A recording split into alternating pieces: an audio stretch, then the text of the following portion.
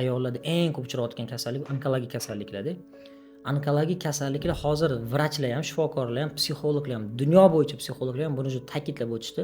Nimaga ayollarda onkologik kasalliklar ko'payib ketdi? Chunki aksariyat ayollarda erkakka nisbatan xafalik, alam, nafrat hissi.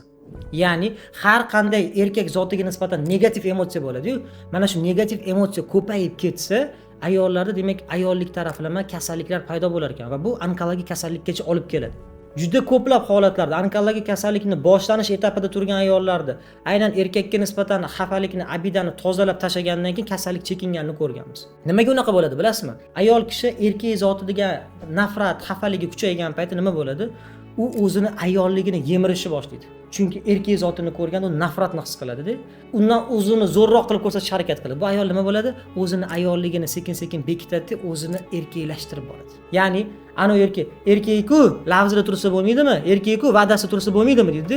Bu ayol erkakdan zo'rroq bo'lishga harakat qiladi. Vaqti kelsa, erkak ish tura olmayaptimi lafzida? Men turaman deydi. Men javob beraman gapimga deydi. O'zida erkaklik hislatlarini shakllantirib boradi. Qaysidir ayolda erkaklik hislati ko'payib shakllanishi boshladimi? O'sha ayolda ayolligi o'lishni boshlaydi. O'ziga bilinmaydi bu narsa.